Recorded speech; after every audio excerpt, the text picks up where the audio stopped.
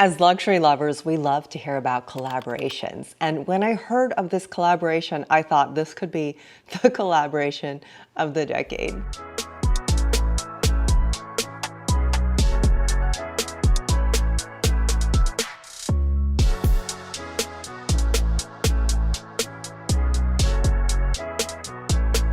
Hi everyone, welcome back. It's your favorite luxury handbag vlogger, and I'm not talking about handbags today. I'm going to talk about watches because it's part of the luxury scene, you know, whatever. I know nothing about watches, but I am in love with this collab between Swatch and Audemars Piguet, okay, AP. So here we have a fun, accessible watch brand teaming up with an exclusive luxury brand name, Audemars Piguet, one of the most exclusive, unattainable watches in the world. And the watch bros have all kinds of reactions. You have a $200,000 AP, and I saw that you weren't happy that AP just released a $400 watch. Yeah. Now, do you feel like that brings down the value of the brand in general? To me, yeah. Yeah. I don't know, bro. Like, cause I'm at a point now where I'm like, okay, since I can just go get an AP for $300, what's the why would I spend $200 on one? Yeah, why would I spend $200,000 on one? It makes zero sense. When people were speculating, of course, AI generated photos, a plastic version of the famous Royal Oak watch.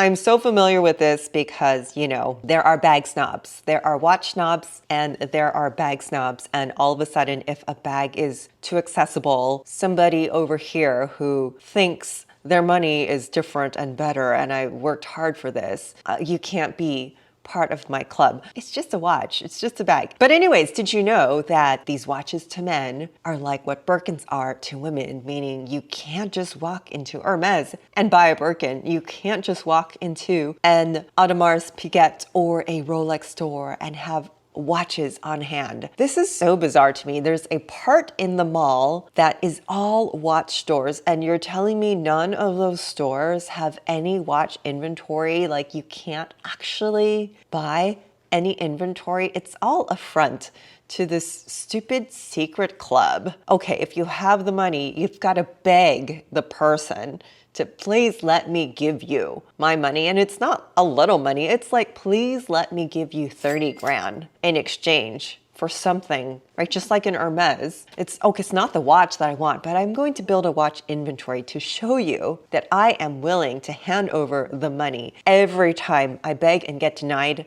and get denied and get denied, until finally you're gonna be like, yes, let me take your 30 grand. What am I getting? I'm getting a pink watch in exchange. Okay, it's not what I wanted, but I'm gonna take it. The first reaction was that, oh my gosh, they're gonna make this AP watch a plastic watch. As someone with a luxury YouTube channel, I'm like, oh, well, they're making luxury accessible. That's fun. And another thing about Swatch that's always been fun, when they had that pop swatch in the 80s, it was such a big hit.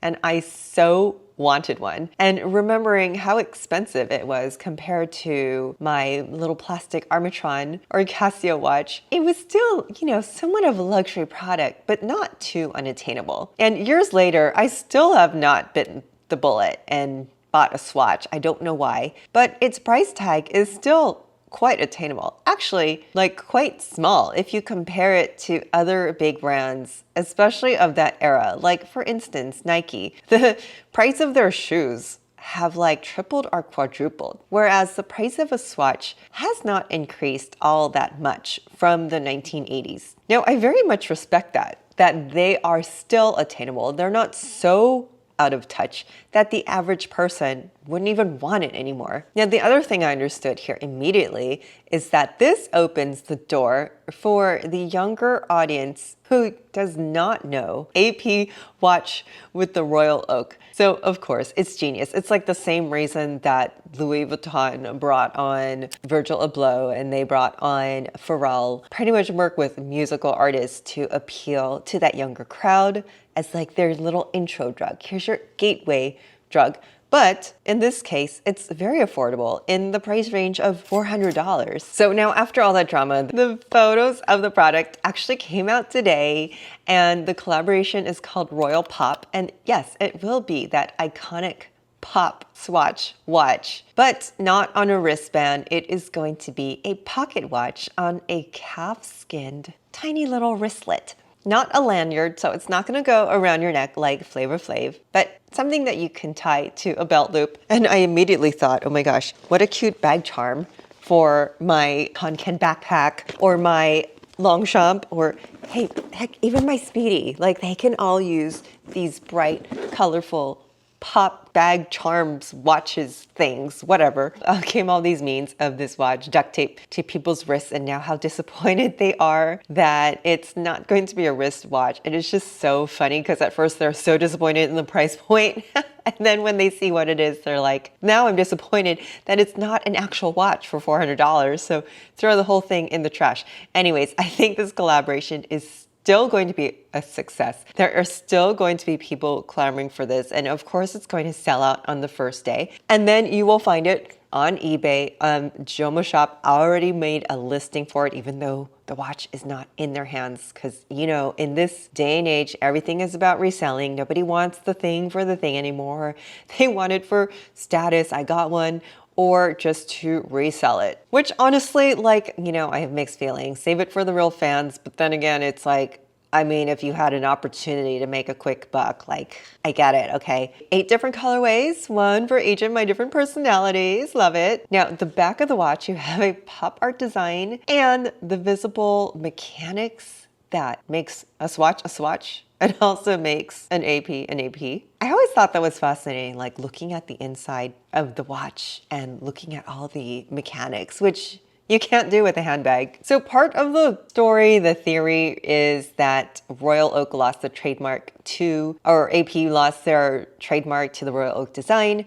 So the way to kind of preserve it or keep riding on it is to create a collaboration. However, Swatch has been no stranger to collaborations. They did a collaboration with Omega. And listen, everybody knows Swatch, but not everybody knows the watches. And this really appeals nostalgia of kids from the 80s, like myself. So why I feel this is such a big collab. These collabs are really no longer about the product, it's more about the cultural moment, like Supreme and Louis Vuitton, or any type of like Labubu drop, Stanley Cup. People want to be part of a movement, but this is actually a collab that is bringing a product that's really cool. It's not a brick with a Supreme logo on it.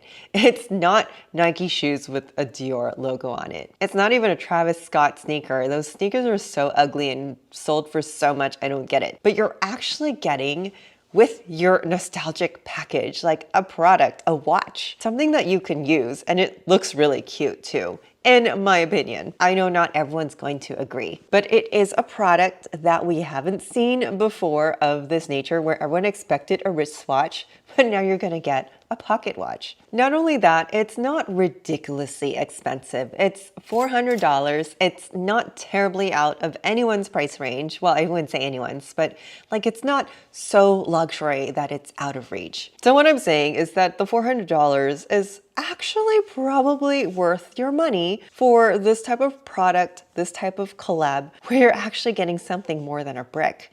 It was something that was designed specifically for this collab. They didn't take something existing and just slap a new colorway or some other brand's name on it. They actually created a new product just for this collab and put a decent price point on it. And I think that is pretty special. I think that is something that luxury brands or any type of brand should really pay attention to.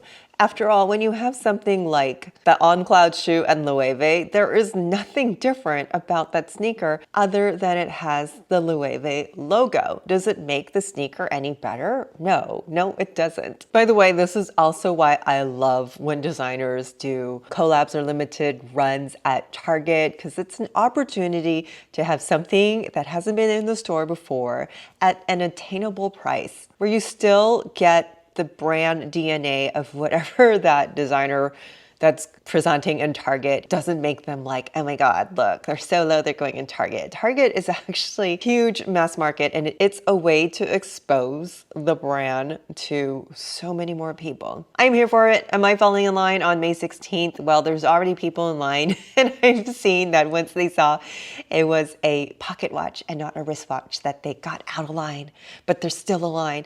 Anyways,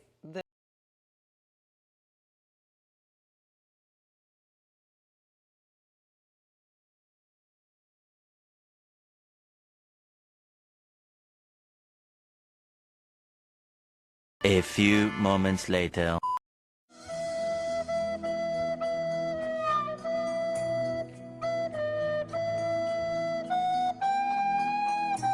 if you're to this point of the video, don't forget to like and subscribe. And also, I'm going to announce a couple of things I'm doing. Catch me on Wednesdays, 2:30 p.m. Pacific time, where I will be showing you vintage Louis Vuittons and Chanels, and you will have an opportunity to purchase them. The other thing I'm working on is a platform for my viewers to buy, sell, and trade handbags, and that is the handbag.exchange.